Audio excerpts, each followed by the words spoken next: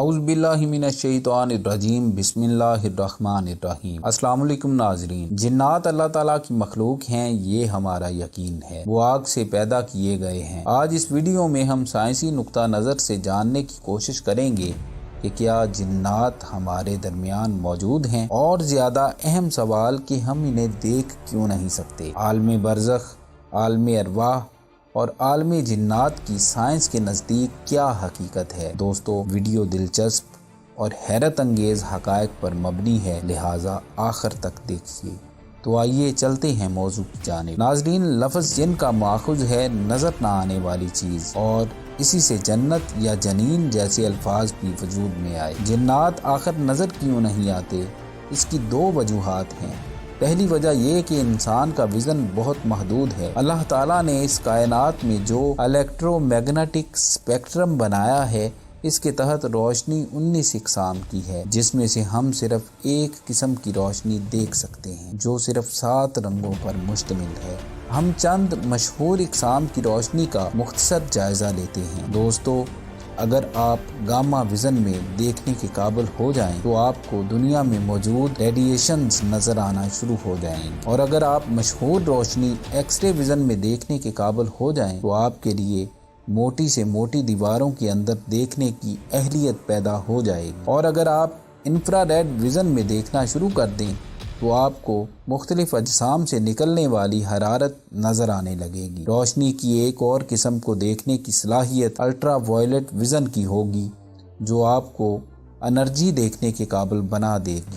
اس کے علاوہ micro view vision اور ریڈیو ویو ویژن جیسی کل ملا کر 19 اقسام کی روشنیوں میں دیکھنے کی صلاحیت سپر پاور محسوس ہونے لگتی ہے۔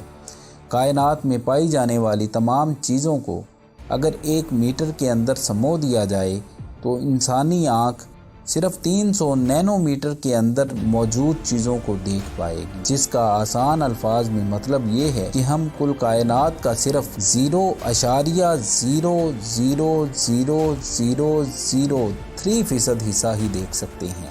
انسانی آنکھ کو دکھائی دینے والی روشنی ویزیبل لائٹ کہلاتی ہے، اور یہ الٹرا وائلٹ اور انفرا ریڈ کے درمیان پایا جانے والا چھوٹا سا حصہ ہے۔ ہماری ہی دنیا میں ایسی مخلوقات موجود ہیں جن کا ویژول اسپیکٹرم ہم سے مختلف ہے۔ سانپ وہ جانور ہے جو انفرا ریڈ میں دیکھ سکتا ہے، ایسے ہی شہد کی مکھی الٹرا وائلٹ میں دیکھ سکتی ہے۔ دنیا میں سب سے زیادہ رنگ مینٹس شرمپ کی آنکھ دیکھ سکتی ہے۔ الو کو رات کے گھپ اندھیرے میں بھی ویسے رنگ نظر آتے ہیں جیسے انسان کو دن میں۔ امیر کن کک نامی پرندہ ایک ہی وقت میں 180 ڈگری کا منظر دیکھ سکتا ہے، جبکہ گھریلو بکری 320 ڈگری تک کا ویو دیکھ سکتی ہے۔ درختوں میں پایا جانے والا گرگٹ ایک وقت میں 2 مختلف سمتوں میں دیکھ سکتا ہے، جبکہ افریقہ میں پایا جانے والا پرونگز نامی ہرن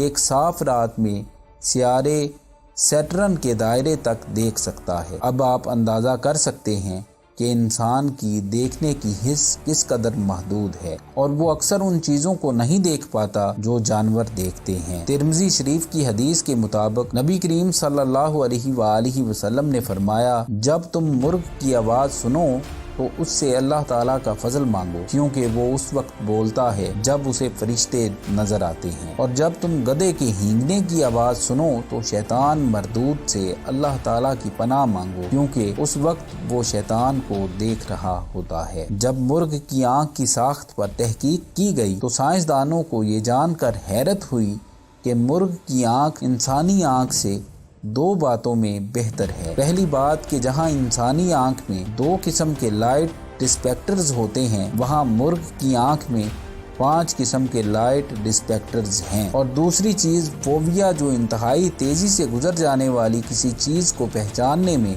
آنکھ کی مدد کرتا ہے، جس کی وجہ سے مرغ ان چیزوں کو دیکھ سکتا ہے جو روشنی دیں اور انتہائی تیزی سے حرکت کریں۔ اور اگر آپ گدھے کی آنکھ پر تحقیق کریں تو آپ دیکھیں گے کہ اگرچہ رنگوں کو پہچاننے میں گدھے کی آنکھ ہم سے بہتر نہیں ہے، لیکن گدھے کی آنکھ میں روڈز کی ریشو کہیں زیادہ ہے، اور اسی وجہ سے گدھا اندھیرے میں درختوں اور سائے کو پہچان لیتا ہے۔ یعنی آسان الفاظ میں گدھے کی آنکھ میں اندھیرے کو پہچاننے کی صلاحیت ہم سے کہیں زیادہ ہے۔ البتہ انسان کے سننے کی حس اس کے دیکھنے کی حس سے بہتر ہے، اگرچہ دوسرے جانوروں کے مقابلے میں پھر بھی کم ہے۔ مثال کے طور پر نیولے نما جانور بجو کے سننے کی صلاحیت ہم سے زیادہ یعنی 16 ہرٹز سے لے کر 45,000 ہرٹز تک ہے، اور انسان کی اس سے تقریباً آدھی یعنی 20 ہرٹز سے لے کر 20,000 ہرٹز تک۔ اور شاید اسی لیے جو لوگ جنات کے ساتھ ہوئے واقعات رپورٹ کرتے ہیں وہ دیکھنے کی بجائے سرگوشیوں کا زیادہ ذکر کرتے ہیں۔ ایک سرگوشی کی فریکوینسی تقریباً 150 ہرٹز ہوتی ہے، اور یہی وہ فریکوینسی ہے جس میں انسان کا اپنے ذہن پر کنٹرول ختم ہونا شروع ہوتا ہے۔ اس کی واضح مثال ASMR تھراپی ہے، جس میں 100 ہرٹز کی سرگوشیوں سے آپ کے ذہن کو ریلیکس کیا جاتا ہے۔ ویڈیو کی شروع میں ہم نے جنات کو نہ دیکھ پانے کی 2 ممکنہ وجوہات کا ذکر کیا تھا، جن میں سے ایک تو بیان کر دی گئی، دوسری بیان کرنے سے پہلے 1960 میں پیش کی گئی سٹرنگ تھیوری کو سمجھنا ضروری ہے۔ اس کی ڈیٹیلز بتانے سے پہلے میں ایک بات کی وضاحت کرنا ضروری سمجھتا ہوں۔ انسان کی حرکت آگے اور پیچھے، دائیں اور بائیں، اوپر اور نیچے ہونا ممکن ہے، جسے ہم 3 ڈائمینشنز یا 3D کہتے ہیں۔ ہماری دنیا یا ہمارا عالم انہی 3 ڈائمینشن کے اندر قید ہے، ہم اس سے باہر نہیں نکل سکتے۔ لیکن سٹرنگ تھیوری کے مطابق مزید 11 ڈائمینشن موجود ہیں۔ ان 11 ڈائمینشن میں ممکن ہو سکنے والی حالتیں جان کر آپ حیران رہ جائیں گے۔ ناظرین، اگر آپ پہلی ڈائمینشن میں ہیں تو آپ صرف آگے اور پیچھے ہی حرکت کر سکیں گے، اور اگر آپ دوسری ڈائمینشن میں داخل ہو جائیں تو آپ آگے پیچھے اور دائیں بائیں حرکت کر سکیں گے۔ تیسری ڈائمینشن میں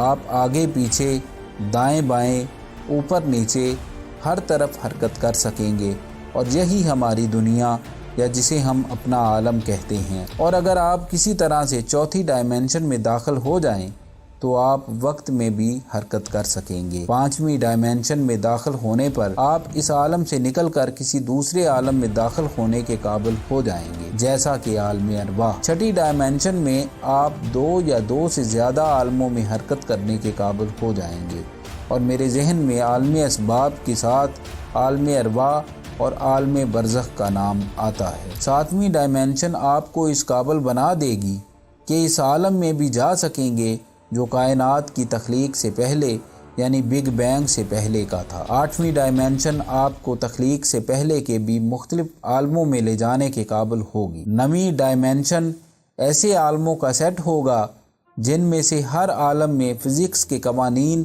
ایک دوسرے سے مکمل مختلف ہوں گے۔ ممکن ہے کہ وہاں کا ایک دن ہمارے 50,000 سال کے برابر ہو۔ اور آخری اور 10ویں ڈائمینشن، اس میں آپ جو بھی تصور کر سکتے ہیں، جو بھی سوچ سکتے ہیں، اور جو بھی آپ کے خیال میں گزر سکتا ہے، اس ڈائمینشن میں وہ سب کچھ ممکن ہوگا۔ اور میری ذاتی رائے کے مطابق جنت شاید اس ڈائمینشن سے بھی ایک درجہ آگے کی جگہ ہے، کیونکہ حدیث قدسی میں آتا ہے کہ جنت میں میرے بندے کو وہ کچھ میسر ہوگا جس کے بارے میں نہ کبھی کسی آنکھ نے دیکھا، نہ کبھی کسی کان نے اس کے بارے میں سنا، اور نہ کبھی کسی کے دل میں اس کا خیال گزرا۔ اور دوسری جگہ یہ بھی آتا ہے کہ میرا بندہ وہاں جس چیز کی بھی خواہش کرے گا وہ اس کے سامنے موجود ہوگی۔ بالیقین جنات ہم سے اوپر کی ڈائمینشنز کے بینگز ہیں، اور یہ وہ دوسری سائنٹیفک وجہ ہے جس کی بنا پر ہم انہیں دیکھ نہیں سکتے۔ ان 10 ڈائمینشنز کے بارے میں جاننے کے بعد